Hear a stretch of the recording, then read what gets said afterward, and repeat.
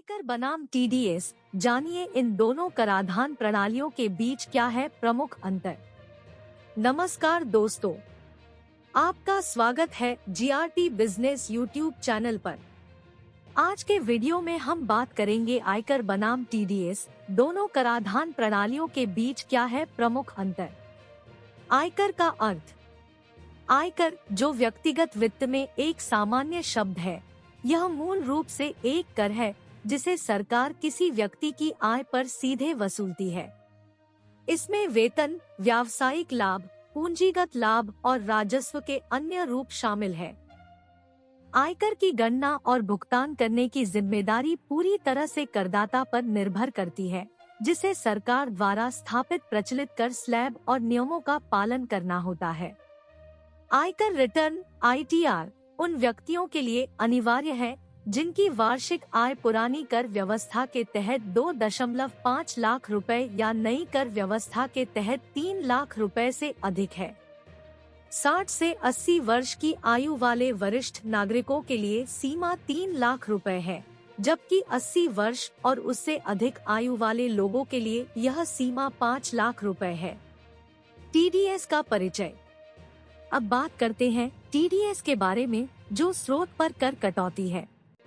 यह withholding tax का एक रूप है जिसमें भुगतान का एक हिस्सा भुगतानकर्ता द्वारा काट लिया जाता है और सरकार को भेज दिया जाता है।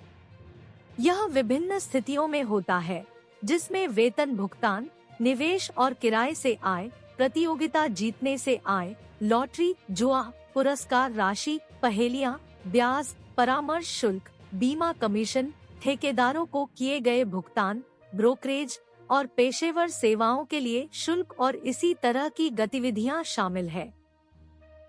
इसके अलावा राष्ट्रीय बचत योजना और विविध आय स्रोतों से जुड़े भुगतान पर भी टीडीएस लगाया जाता है। आयकर रिटर्न और टीडीएस में अंतर।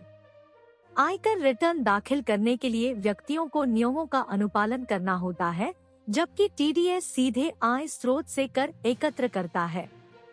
आयकर रिटर्न का प्रावधान केवल उन व्यक्तियों के लिए है जिनकी आय निर्धारित सीमा के ऊपर है, जबकि टीडीएस सभी प्राप्तियों पर लागू हो सकता है। निष्कर्ष। इस वीडियो से हमने देखा कि आयकर और टीडीएस दोनों ही कराधान प्रणालियों का अपना अलग अलग महत्व है।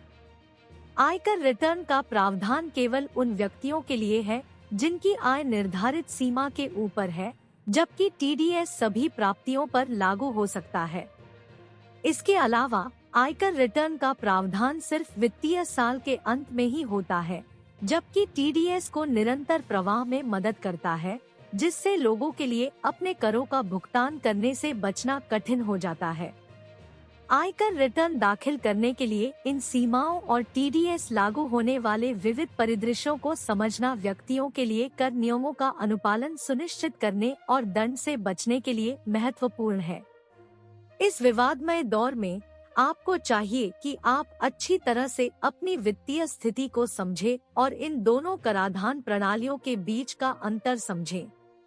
यदि आप इस विषय पर और विस्तार से जानना चाहते हैं तो हमारे चैनल पर हमेशा नए और उपयुक्त वीडियो मिलते रहेंगे।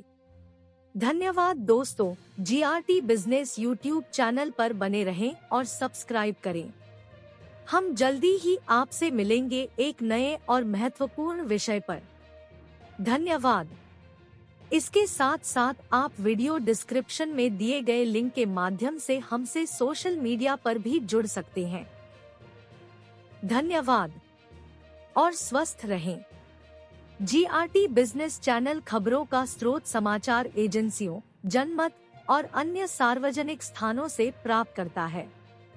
हम पूरी कोशिश करते हैं कि यह सारांश और रिपोर्टिंग सटीक और सत्यापित हो, लेकिन हम किसी भी विवाद या त्रुटि के लिए जिम्मेदार नहीं हैं। हमारा उद्देश्य जनमत को जानकारी प्रदान करना है।